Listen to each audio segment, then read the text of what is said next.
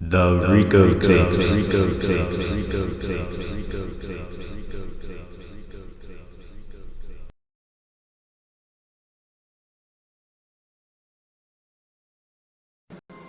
Good afternoon, Walter. Last time I saw you, you were sitting there painting, and here you still sit painting pictures. You still painting the buildings. Talked about the NLRA and the NLRB. Sharon, you're right on time. The last time we were here, we talked about the NLRA, which is the National Labor Relations Act, also known as the Wagner Act. It was created in 1935 by Senator Robert Wagner of New York, and Section 3 of the NLRA is set up the National Labor Relations Board, which replaced the old board, which is basically a mediation board. And I think that's where we left it off last time. Yes, Walter, that's absolutely right. And what do you want to talk about today? Well, Sharon, you know I always want to talk about something. But I think today we ought to keep moving backwards on this Wagner Act and go to the beginning, which is called Findings and Policies, and try to understand the climate that it was written in when it was written in 1935 and what was the necessity of such an act. And we find that basically in the Section 1, also called 151 in the U.S. Code. And they say the original Wagner Act said the denial by employers of the right of employees to organize and the refusal by employers to accept the procedure of collective bargaining, which lead to strikes and other forms of industrial strife. And it goes on and on about why that would happen. That's the opening line in the Wagner Act.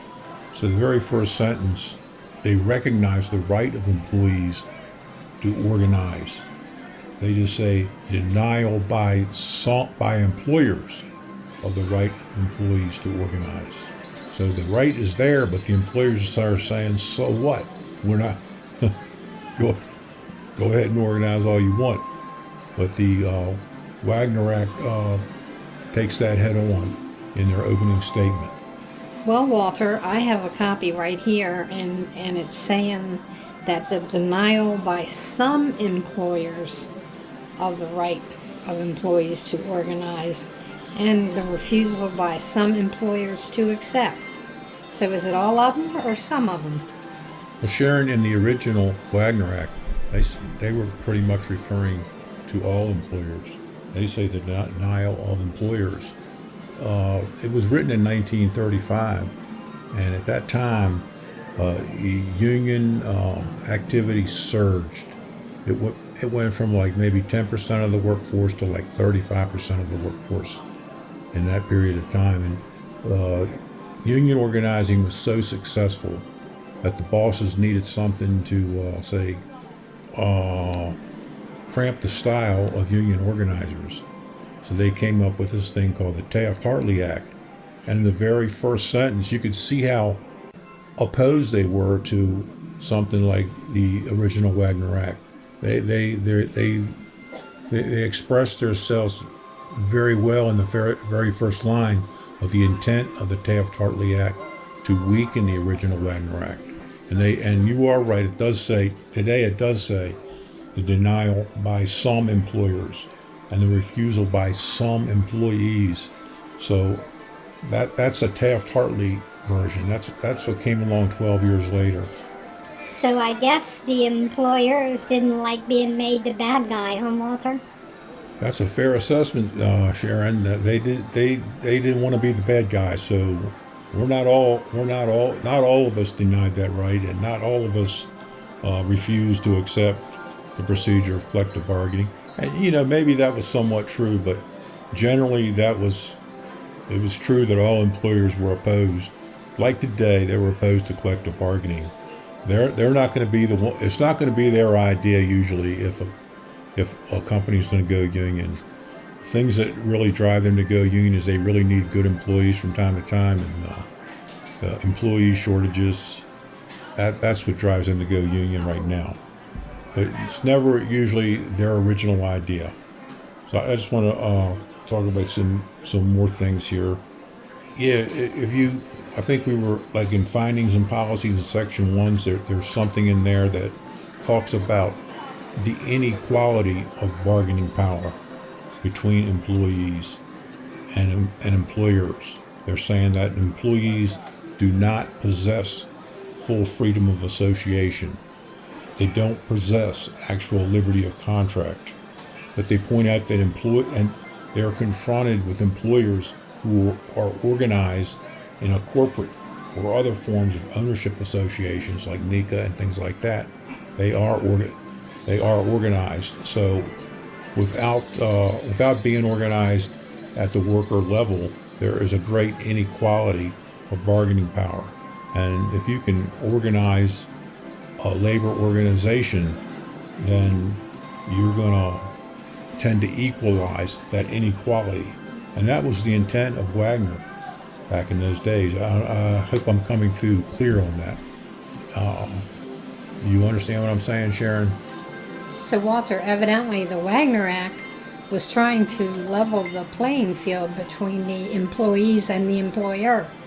I couldn't have said it better than myself, Sharon. That was the intent of the Wagner Act. But it's also important to remember, even though that it gave us a statutory right to organize, we had that pre-existing right prior to the Wagner Act. I think the first time they said labor unions were legal in the United States might have been the Railway Labor Act. But even then, they recognized the right was always there. Like in the Second Amendment, they like to say that the right to carry bear arms was pre-existed the Second Amendment. And that just confirmed a right, say a God-given right that was always there. Well, that's what the Wagner Act basically says. That they're just supporting and protecting that right. They're not granting that right. So the Wagner Act doesn't grant the right to organize. You have that with or without the Wagner Act. So did the Taft-Hartley Act change anything else in Section 1 that we should know about? As a matter of fact, it did. In the original act, they talk about experience has proved that protection by law of the right of employees to organize and bargain collectively safeguards commerce from injury, impairment, or interruption, and goes on and on like that. But they added something that it was basically all pro-employee, the Wagner Act. And that just wasn't going to... The bosses, the banks, the big money, they just weren't content with that. So they had to add their little clause too. And I think it's but the almost second to last clause in the opening statement. It said its experience has further demonstrated that certain practices by some labor organizations, use that word some again, their officers and members have the intent or the necessary effect of burdening or obstructing commerce by preventing the free flow of goods in such commerce through strikes and other forms of industrial unrest, or through concerted activities which impair the interest of the public in the free flow of such commerce.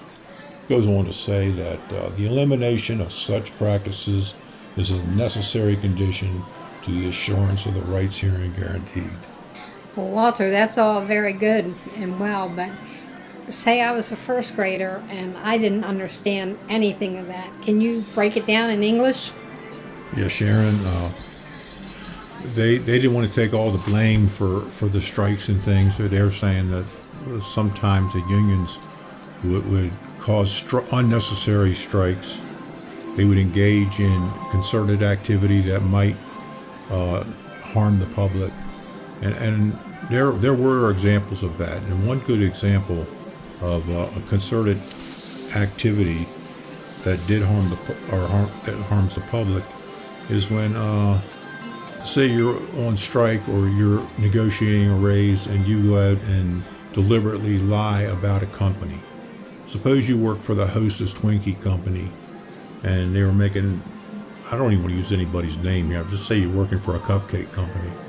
And people would, let's say you went out and then lied about how they made the cupcakes and people weren't washing their hands and there was all these unsanitary conditions.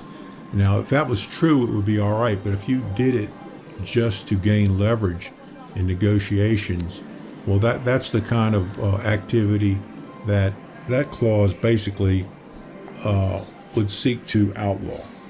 Another example would be, suppose they said they make us work 8 hours a day at regular pay, then we have to work 2 hours of overtime for free, and that's not true. That would be a lie.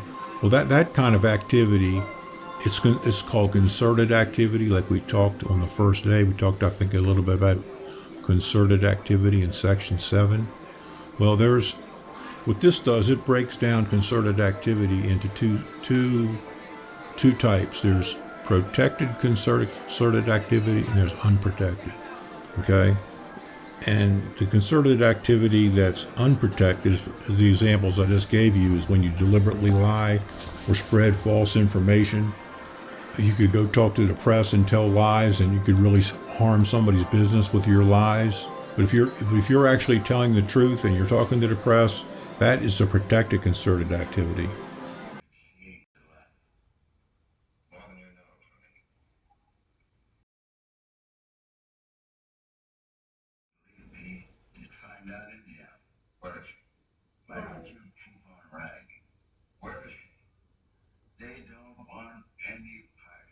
So do they